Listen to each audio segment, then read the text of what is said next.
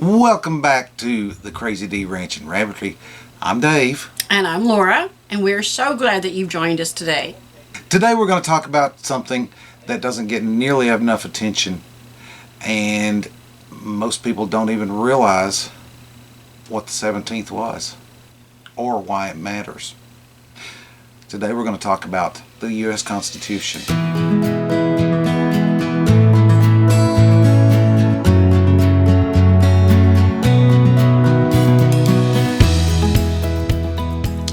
September 17th is Constitution Day. This is the day back in 1787 when our founders signed the U.S. Constitution. Wait. Not 1776? No, it actually took 11 years for them to come together and agree on the proper wording. 11 years. 11 years. To get it right. Wow, it must have been important. And here we are, 2 centuries later, still blessed by the freedoms that it protects, but we also still have challenges in defending them. You know, some people call the Constitution a dead document. No way. Yeah. I disagree. It is a living document. It gets changed, it gets altered, and it affects our everyday life. So when it gets changed and altered, those are called amendments. Those are the amendments. But some of the amendments that were made gave women the right to vote. Or the First Amendment was the freedom of speech, which has really come under fire recently. It also gave all Americans the right to vote. And sometimes there is an amendment that they decide wasn't such a good idea, like the Volstead Act. That was also called prohibition. Yeah, that didn't work out real well. You know, our founding fathers and I believe that our freedoms, our rights, are not from Washington. They're God-given. They come right out in the preamble that we are endowed with inalienable rights from our Creator. Absolutely. The Constitution was in place to help protect those God-given rights. They didn't give us rights. They protected them. In 2 Corinthians 3:17, it says, "Where the Spirit of the Lord is, there is freedom."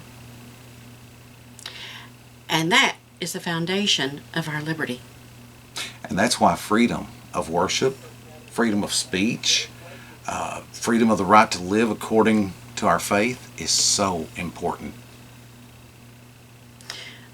And what I like to is it says in the preamble, you know, we're endowed with life, liberty, and the pursuit of happiness. It's not guaranteed happiness. There is no guarantee that you're going to be happy or successful or get to do what you want.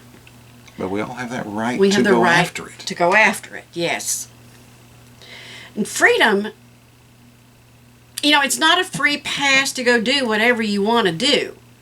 Galatians 5:13 says, "You, my brothers and sisters, were called to be free, but do not use your freedom to indulge the flesh. Rather, serve one another humbly in love."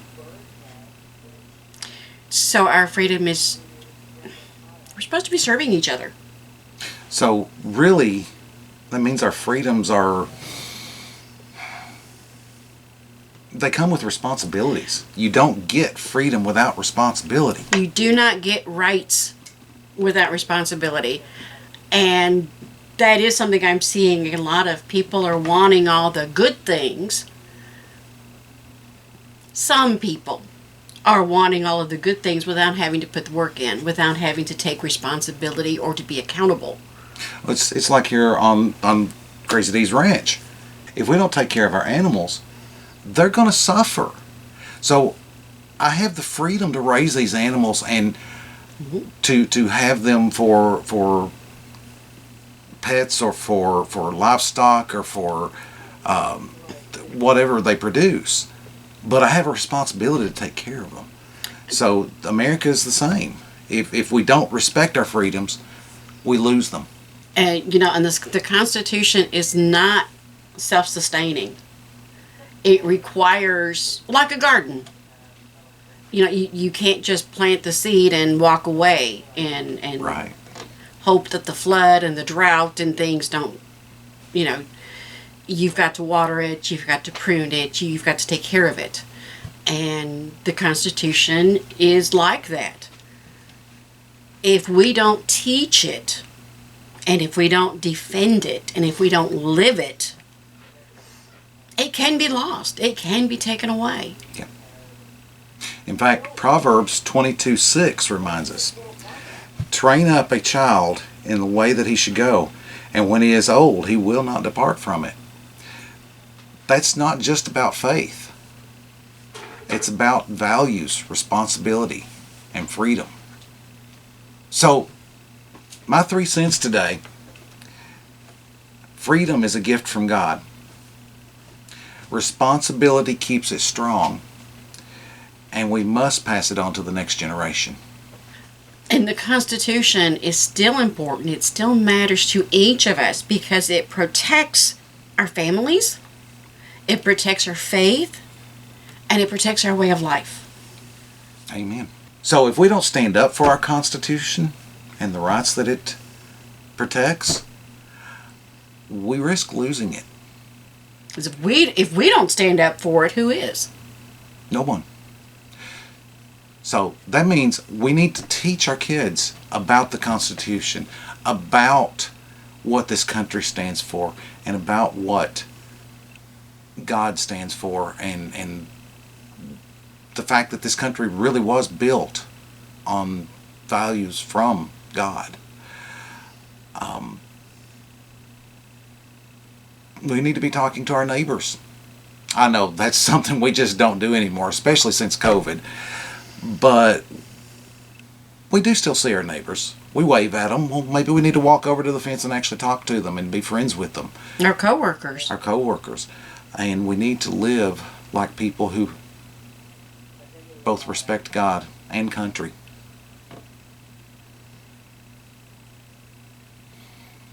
So that's our 3 cents for today. We'd love to hear your comments. So be sure down below, make comments, ask questions, push us. Our goal is to communicate with you and really have open conversation about the things that we bring up. So please join the conversation. Go down below, ask questions, make comments. Negative, positive, just let's keep the language family appropriate, please. I'd like to know what the Constitution means to you.